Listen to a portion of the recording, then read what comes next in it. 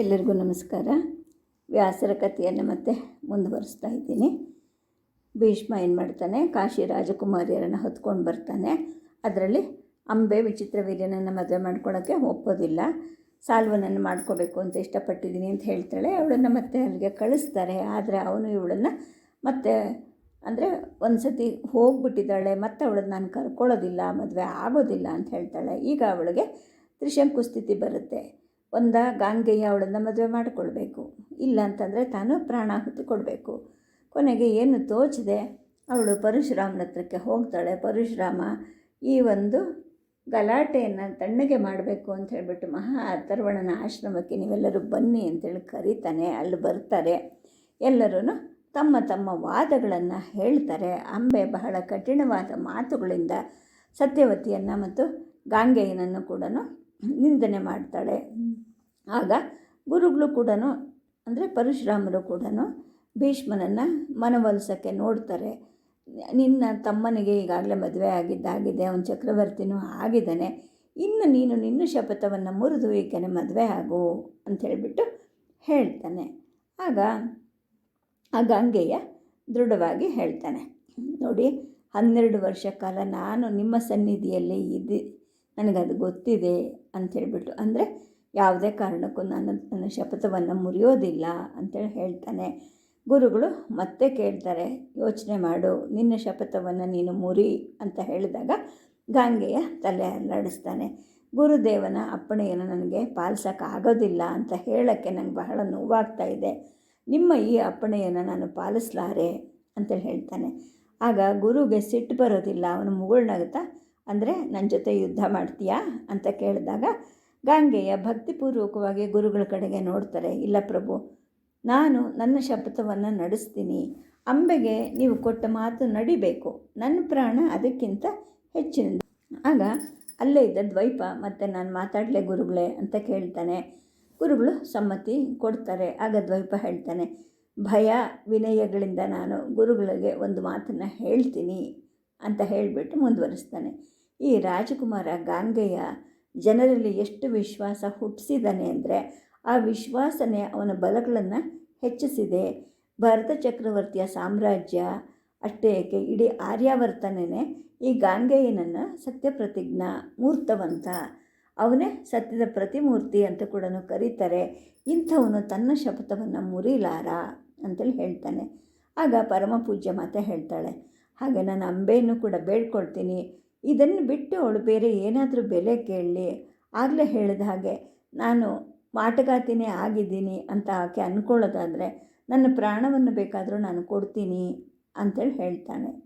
ಆಗ ಅಂಬೆನೂ ಮತ್ತೆ ಕೂಗ್ತಾಳೆ, ನನಗದೆಲ್ಲ ಏನೂ ಬೇಡ, ಗಾಂಗೆಯ ನನ್ನನ್ನು ಮದುವೆ ಮಾಡ್ಕೋಬೇಕಷ್ಟೆ, ನನಗೆ ಬೇಕಾದದ್ದು ಅಷ್ಟೇ, ಹೆಚ್ಚು ಬೇಡ ಕಡಿಮೆನೂ ಬೇಡ ಅಂಥೇಳ್ಬಿಟ್ಟು ಗುರುಗಳೇ ಈ ಗಾಂಗೆಯ ತನ್ನ ಶಪಥವನ್ನು ಬಿಡಲಲ್ಲ ಅಂಥೇಳ್ಬಿಟ್ಟು ಮತ್ತೆ ಕೂಗ್ತಾಳೆ.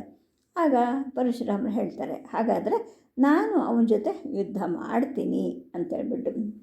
ಈ ಮಾತಿನ ಮೊನೆಯಿಂದ ಏನಾಗುತ್ತೆ ಮುಂದೆ ಅಂಥೇಳ್ಬಿಟ್ಟು ಎಲ್ಲರಿಗೂ ಒಂಥರ ಆತಂಕ ಶುರು ಆಗುತ್ತೆ. ಗಾಂಗೆಯ ಸತ್ರೆ ಏನಾಗುತ್ತೆ ಅನ್ನೋದ್ರ ವಿಚಾರ ಈ ಕಾಶಿ ರಾಜಕುಮಾರಿಗೆ ಅರ್ಥ ಆಗಿಲ್ಲ ಅಂತ ದ್ವೈಪ ಹೇಳ್ತಾನೆ.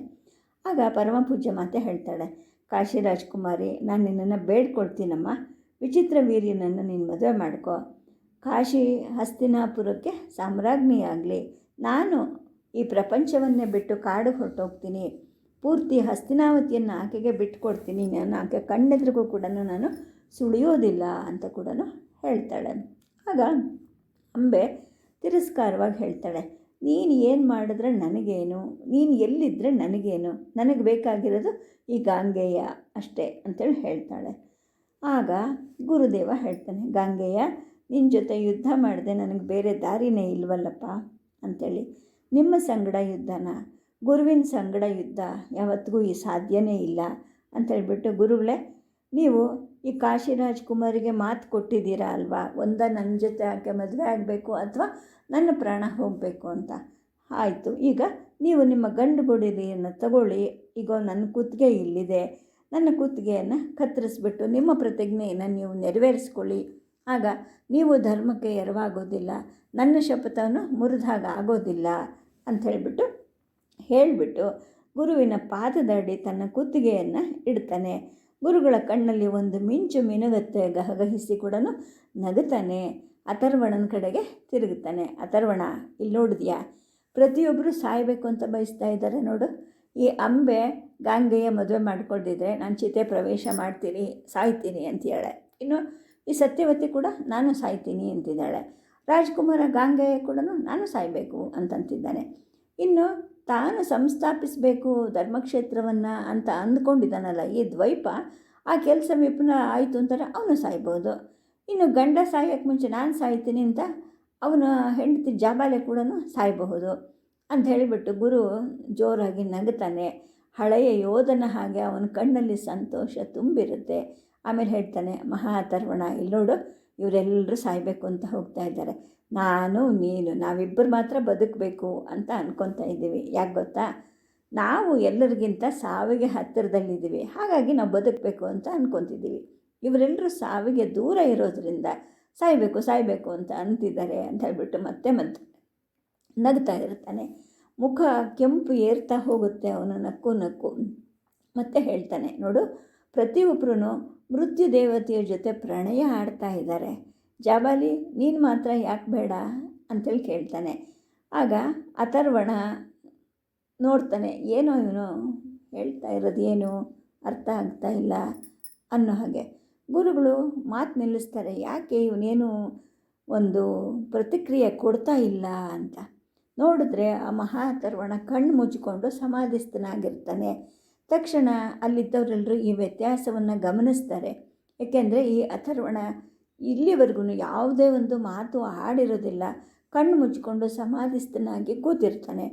ಕೆಲವಾರು ಗಳಿಗೆಗಳು ಕಳೆಯುತ್ತೆ. ಆಮೇಲೆ ಹೇಳ್ತಾನೆ, ನೋಡಿ, ನಮಗೆ ಎಲ್ಲರಿಗೂ ತುಂಬ ಪ್ರಿಯವಾದ ಒಬ್ಬ ವ್ಯಕ್ತಿಯನ್ನು ಮೃತ್ಯುದೇವತೆ ಆಹುತಿ ತಗೊಂಡಿದ್ದಾನೆ. ಆ ಸುದ್ದಿಯನ್ನು ಹೇಳೋಕ್ಕೆ ಈಗ ಯಾರೋ ಒಬ್ಬರು ಬೆಟ್ಟ ಹತ್ತಿ ಬರ್ತಾ ಇದ್ದಾರೆ ಅಂತೇಳ್ಬಿಟ್ಟು ಸತ್ಯವತಿಗೆ ಏನಪ್ಪ ಇದು, ಏನು ನಡೀತಾ ಇದೆ, ಏನೋ ಒಂದು ನಿರೀಕ್ಷಿಸಿದ ಏಟು ಬಿತ್ತಾ ಅಂತ ಅಂದ್ಕೊಳ್ತಾಳೆ. ಮೃತ್ಯುದೇವತೆ ಯಾರನ್ನು ಕರ್ಕೊಂಡು ಹೋಗಿದ್ದು ಅಂತ ಅಥರ್ವಣನನ್ನು ಕೇಳ್ತಾಳೆ. ಆಗ ಆ ಅಥರ್ವಣ ಸಮಾಧಿಯಿಂದ ಎದ್ದೇಳ್ತಾನೆ. ಸುತ್ತಲೂ ತನ್ನನ್ನೇ ಎಲ್ಲರೂ ನೋಡ್ತಾ ಇದ್ದವ್ರ ಕಡೆ ತಾನು ನೋಡ್ತಾನೆ. ಆಮೇಲೆ ಹೇಳ್ತಾನೆ, ನಿನಗೆ ಈ ಸುದ್ದಿ ಹೇಳೋಕ್ಕೆ ಅಂತಲೇ ಯಾರೋ ಈ ಗುಡ್ಡ ಹತ್ತಿ ಬರ್ತಾ ಇದ್ದಾರೆ. ಅವ್ರು ಬಂದ ನಂತರ ವಿಷಯ ನಿಮಗೆ ಗೊತ್ತಾಗುತ್ತೆ ಅಂತ ಹೇಳಿಬಿಟ್ಟು ಸುಮಂತು ಹೋಗ್ಬಿಟ್ಟು ನೀನು ಅವನನ್ನು ಕರ್ಕೊಂಡು ಬಾ ಅಂತೇಳಿ ಹೇಳ್ತಾನೆ. ಆಗ ಅಲ್ಲಿದ್ದವ್ರಿಗೆಲ್ಲ ಇಷ್ಟೊತ್ತು ನಡೀತಿದ್ದ ಮಾತುಕತೆ ಎಲ್ಲನೂ ಮರೆತಂಗಾಗುತ್ತೆ. ಯಾರು ಸತ್ತು ಹೋಗಿದ್ದಾರೋ, ಮೃತ್ಯುದೇವತೆ ಯಾರನ್ನು ಆಹುತಿ ತಗೊಂಡಿದ್ದಾನೋ ಅಂತ ಯೋಚನೆ ಮಾಡ್ಕೊತ ಎಲ್ಲರೂ ಗಂಭೀರವಾಗಿ ಮೌನವಾಗ್ತಾರೆ. ಅಲ್ಲಿ ಒಂದು ರೀತಿಯ ಭಯಾನಕವಾದ ಮೌನ ಕವಿಯುತ್ತೆ. ಇಷ್ಟೊತ್ತು ಗಲಾಟೆ ಮಾಡ್ತಿದ್ದಂತಹ ಅಂಬೆ ಕೂಡ ಮೌನವಾಗಿ ಕೂತ್ಬಿಡ್ತಾಳೆ. ಇನ್ನು ಸುಮಂತು ಆ ಬಂದಿದ್ದ ವ್ಯಕ್ತಿಯನ್ನು ಎದುರುಗೊಳ್ಳೋಕ್ಕೆ ಅಂತ ಹೋಗ್ತಾನೆ. ಅಲ್ಲಿ ಒಬ್ಬ ಬೇಹುಗಾರ ಬಂದಿರ್ತಾನೆ. ಬೇಹುಗಾರ ಅಂದರೆ ಗೂಢಚಾರ ಅಂತ. ಅವನ ಮೈಯಲ್ಲೆಲ್ಲ ಧೂಳು ತುಂಬ ಹೋಗಿರುತ್ತೆ, ಉಸಿರು ಕಟ್ಟಿದಂಗೆ ಆಗಿರುತ್ತೆ. ದುಃಖ ಗಾಬರಿಗಳಿಂದ ಅವನು ಗುರು ಪರಶುರಾಮರಿಗೂ ಮತ್ತು ಮಹಾ ಅಥರ್ವಣರಿಗೂ ಕೂಡ ನಮಸ್ಕಾರ ಮಾಡೋದನ್ನೇ ಮರೆತು ಬಿಡ್ತಾನೆ. ಹಾಗೆ ಅವನು ನಿಂತು ಬಿಟ್ಟಿರ್ತಾನೆ. ಆಗ ಗಾಂಗೆಯ ಅವನನ್ನು ಗುರುತು ಹಿಡಿತಾನೆ. ಅವನು ಕುರುಮುಖ್ಯರಲ್ಲಿ ಇಬ್ಬರಲ್ಲಿ ಅವನು ಒಬ್ಬನಾಗಿರ್ತಾನೆ. ಅವನ ಹೆಸರು ಸುಕೇತ ಅಂತ ಹೇಳಿಬಿಟ್ಟು. ಸುಕೇತ, ಏನು ಸುದ್ದಿ ಅಂತ ಕೇಳ್ತಾನೆ. ತಕ್ಷಣ ಸತ್ಯವತಿ ಸುಕೇತು ಕಡೆಗೆ ತಿರುಗ್ತಾಳೆ. ಸುಕೇತ, ಏನು ಸುದ್ದಿ ಅಂತ ಮತ್ತೊಮ್ಮೆ ಕೇಳ್ತಾಳೆ. ಆಗ ಅವನು ಮಾತಾಡಲಿಕ್ಕೆ ಅಂತೇಳಿ ಪ್ರಯತ್ನ ಮಾಡ್ತಾನೆ. ಚಕ್ರವರ್ತಿ ಅಂತ ಹೇಳ್ತಾನೆ. ಈ ಮಾತು ಕೇಳ್ತಿದ್ದಂಗೆ ಸತ್ಯವತಿಗೆ ಗಂಟಲು ಬಿಗಿದು ಬರುತ್ತೆ. ತನ್ನ ಕೈಯನ್ನು ಎತ್ತಾಳೆ. ಮುಂದೇನು ಹೇಳಬೇಡ, ನಾನು ಕೇಳಲಾರೆ ಅನ್ನೋ ಹಾಗೆ ಕಿವಿಯನ್ನು ಕೂಡ ಮುಚ್ಕೊಳ್ತಾಳೆ. ಆಗ ಸುಕೇತು ಧೈರ್ಯ ಮಾಡ್ತಾನೆ. ಗಾಂಗೆಯನಿಗೆ ಹೇಳ್ತಾನೆ ಅವನು, ಪೂಜ್ಯ ಚಕ್ರವರ್ತಿ ಮಹಡಿ ಮೇಲಿಂದ ಕೆಳಗೆ ಬಿದ್ದು ತುಂಬ ಗಾಯ ಆಗ್ಕೊಂಡಿದ್ದಾರೆ. ಈಗ ಪುರೋಹಿತರು ಮತ್ತು ಪೂಜ್ಯ ಮಾತನ್ನು ಕೂಡ ರಾಜಕುಮಾರ ಅಂದರೆ ಈ ಭೀಷ್ಮರ ಜೊತೆಗೆ ಎಲ್ಲರೂ ಬರಬೇಕು ಅಂತ ಹೇಳಿ ಕಳಿಸಿದ್ದಾರೆ ಅಂತ ಹೇಳಿಬಿಟ್ಟು. ಆಗ ಆ ಸತ್ಯವತಿಯ ಬಾಯಿಯಿಂದ ದುಃಖದ ಆಕ್ರಂದನ ಹೊರಡುತ್ತೆ. ಮೂರ್ಛೆ ಹೋಗ್ತಾಳೆ. ನನಗೆ ಗೊತ್ತಿತ್ತು ಇದು ಹೀಗೆ ಆಗುತ್ತೆ ಅಂತ ಹೇಳಿಬಿಟ್ಟು ಅವಳು ಅಳಕ್ಕೆ ಶುರು ಮಾಡ್ತಾಳೆ. ಒಟ್ಟಿಕ ಅವಳನ್ನು ತನ್ನ ತೋಳುಗಳಲ್ಲಿ ತಬ್ಬಿ ಹಿಡ್ಕೊಳ್ತಾಳೆ.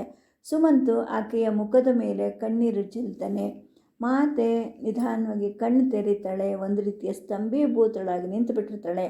ದ್ವೈಪಾಯನ ಮತ್ತು ವಟಿಕ ಆಕೆಯನ್ನು ಮೇಲಕ್ಕೆ ಎಬ್ಬಿಸ್ತಾರೆ. ತಾನು ಹೊರಟು ಹೋಗೋಕ್ಕೆ ಗುರುದೇವನ ಅಪ್ಪಣೆಯನ್ನು ದ್ವೈಪ ಕೇಳ್ತಾನೆ. ಆಗ ಪರಶುರಾಮ ಹೇಳ್ತಾರೆ, ಆಯಿತು, ಅನುಮತಿ ಕೊಟ್ಟಿದ್ದೀನಿ ನಾನು, ಆದರೆ ಎಲ್ಲರೂ ಈ ಮಾತನ್ನು ಕೇಳಿ ಅಂತ ಹೇಳ್ಬಿಟ್ಟು ಅಧಿಕಾರವಾಣಿಯಿಂದ ಹೇಳ್ತಾನೆ. ಗುರುಗಳು ಏನು ಮಾತು ಹೇಳಬಹುದು ಅಂತ ಎಲ್ಲರೂ ಅವನ ಕಡೆ ನೋಡ್ತಾರೆ. ಆಗ ಅವನು ಹೇಳ್ತಾನೆ, ನೋಡಿ, ನೀವು ಮೃತ್ಯುದೇವತೆಯನ್ನು ಆಹ್ವಾನ ಮಾಡಿದ್ರಿ ಅಲ್ವಾ, ಮೂರ್ಖರ ಥರ. ಈಗ ಅವನೇ ಬಂದವನು ಏನು ಮಾಡ್ದ, ತನಗೆ ಯಾರನ್ನು ಬೇಕೋ ಅವರನ್ನು ಕರ್ಕೊಂಡು ಹೋದ. ಗಾಂಗೆಯ ಏನೇ ತಪ್ಪು ಮಾಡಿದ್ರೂ ಕೂಡ ಮೃತ್ಯುದೇವತೆ ವಿಧಿಸಿದ ಈ ಪ್ರಾಯಶ್ಚಿತ್ತದಿಂದ ಎಲ್ಲನೂ ನಾಶ ಆಗುತ್ತೆ ಅಂತೇಳಿ ಹೇಳ್ತಾನೆ. ಆನಂತರ ತನ್ನ ಕೊಡಲಿಯನ್ನು ಎತ್ಕೊಳ್ತಾನೆ, ಮಾತೆ ಕಡೆಗೆ ಬರ್ತಾನೆ. ಆಗ ಆಕೆ ಅಳ್ತಾ ಇರ್ತಾಳೆ, ಗುರುಗಳೇ, ನನ್ನ ಬಾಳಿನ ಬೆಳಕೆ ನಂದು ಹೋಯ್ತಲ್ಲ ಅಂಥೇಳಿ ಅಳ್ತಾಳೆ. ಆಗ ಪರಶುರಾಮರು ಹೇಳ್ತಾರೆ, ಸತ್ಯವತಿ, ದೇವರು ನಿನಗೆ ಒಂದು ಕೆಲಸ ಕೊಟ್ಟಿದ್ದಾನೆ. ನಿನ್ನ ಮಕ್ಕಳ ಸಾವು ಅದಕ್ಕೆ ಅಡ್ಡಿ ಮಾಡದಿರಲಿ. ನಿನ್ನ ಬದುಕು ಬರಡಾಗತ್ತೆ ಗೊತ್ತು ನನಗೆ, ಆದರೆ ಅದರಲ್ಲಿ ಯಾವುದೋ ಒಂದು ಉದ್ದೇಶ ಇದ್ದೇ ಇದೆ. ಭರತ ಚಕ್ರವರ್ತಿಯ ವಂಶ ಇಲ್ಲಿಗೆ ಕೊನೆಗೊಳ್ಳದ ಹಾಗೆ ನೀನು ನೋಡ್ಕೋಬೇಕು. ನಿಮ್ಮ ಯಾರ ಪ್ರಾಣಕ್ಕಿಂತಲೂ ಧರ್ಮದ ಗೆಲುವು ದೊಡ್ಡದು. ಧರ್ಮವನ್ನು ಕಾಪಾಡಿ ಅಂತೇಳಿ ಹೇಳ್ತಾನೆ.